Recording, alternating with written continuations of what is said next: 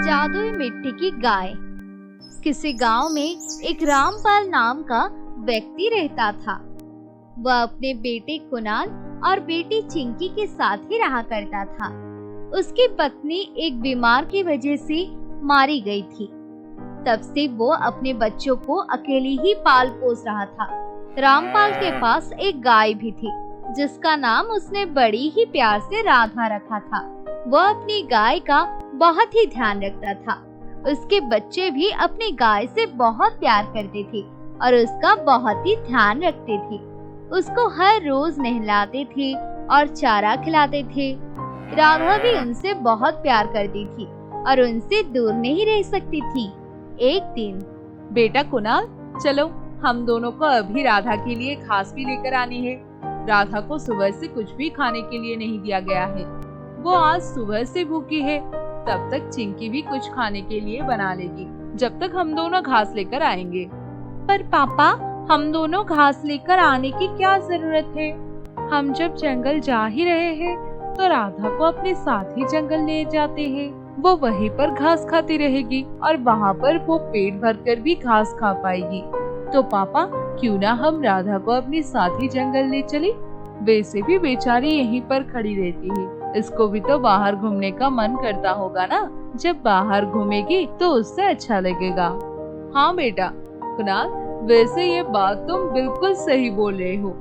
राधा यही बंधी रहती है बेचारी, कभी हम इसको बाहर भी नहीं लेकर जाते हैं।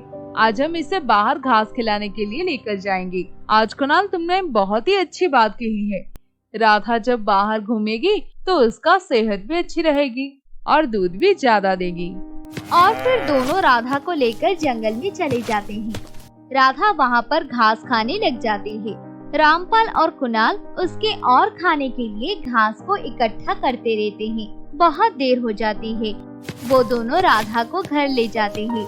अब रामपाल राधा को रोज घास खिलाने के लिए बाहर ले जाने लगा। राधा भी पहले से ज्यादा दूध देने लगी थी। ये देख रामपाल भी बहुत खुश था। वो दूध भी बेचना शुरू कर देता है। रामपाल बिल्कुल साफ और शुद्ध दूध देता था, इसलिए सभी गांव वाले भी उससे दूध लेने लग जाते हैं। अब रामपाल अच्छे पैसे कमाने लगा था। एक दिन एक आदमी रामपाल से कहता है, अरे रामपाल भाई, राधा को कहाँ बाहर घास खिलाने के लिए ले जा रही हो? क्या आपको अभी तक पता नहीं चला है कि हमारे गांव में बाघ आ गया है? मुझे लगता है भैया आपने टीवी पर खबर नहीं देखी है। कल टीवी पर पूरा दिन यही खबर चलती रही है। सभी लोग इसी वजह से घर में बंद पड़े हुए हैं। बाघ के डर से मैं तो घर का सामान लेकर जा रहा था, तो सोचा तुम्हें बता दूं।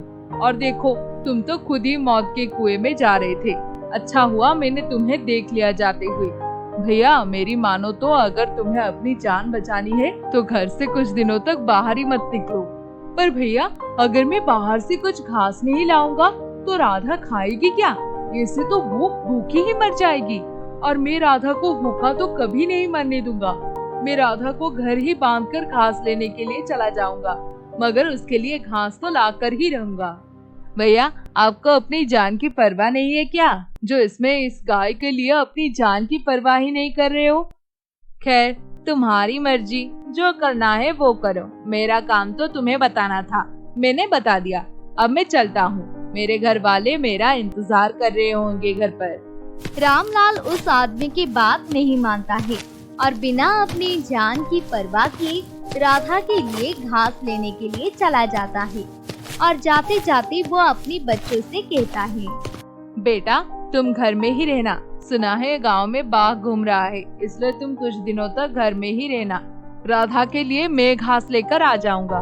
पर पापा, ऐसे में आपको बाहर नहीं जाना चाहिए।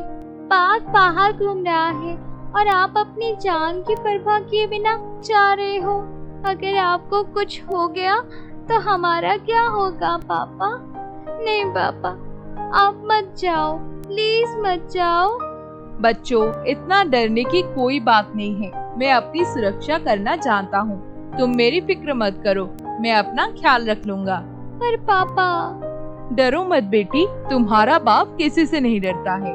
रामलाल अपने बच्चों को बहुत ही समझाता है और फिर वो जंगल में घास लेने के लिए चला जाता है। वो शाम तक घास लेकर आ जाता है। अब रामलाल रोज जाता और घास लेकर आ जाता। एक दिन जब रामलाल घास लेने के लिए जंगल गया था और दोनों बच्चे अंदर घर में थे, तभी बाघ गाय के पास आकर उस पर हमला कर देता है और उसे मारकर चला जाता है। तभी दोनों बच्चों को राधा की आवाज सुनाई देती है। वो बाहर जाकर देखते हैं तो चौंक जाते हैं कि राधा तो अब मर चुकी है। बाघ ने जान से मार दिया है। तभी रामलाल आता है और सभी बैठकर रोने लग जाते हैं। बहुत दिन हो जाते हैं, सभी को अभी भी राधा की बहुत याद आती है। राधा, तुम कहाँ चली गई? तुम्हारी बहुत याद आ रही है।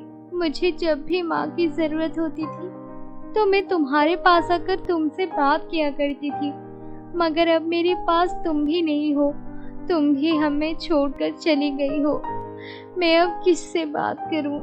चुप हो जा बहन, कब तक रोई जाएगी तो राधा की याद में? भगवान उसे अपने पास बुला लिया है। अब वो एक तारा बन चुकी होगी माँ की तरह। एक दिन रामलाल रात को रोते हुए जहाँ राधा को बांधते थे वहाँ आ जाता है और जहाँ राधा बनती है वहाँ की मिट्टी उठाकर उसकी याद में राधा जैसी एक मिट्टी की गाय बना देता है और उसे गले से लगाकर रोने लगता है। तभी वहाँ पर एक तेज रोशनी प्रकट होती है और रामलाल उस तेज रोशनी में कुछ भी नहीं देख पाता है। तभी अचानक से वो रोशनी गायब हो जाती है। रामलाल को कुछ समझ नहीं आता है। वो उस गाय की मूर्ति को अपने सीने से लगाकर कहता है, काश उस दिन में गया ना होता घास लेने के लिए तो तुम्हें बचा सकता था। राधा, मेरी ही गलती थी। मैं उस दिन भी घास लेने के लिए चला गया था।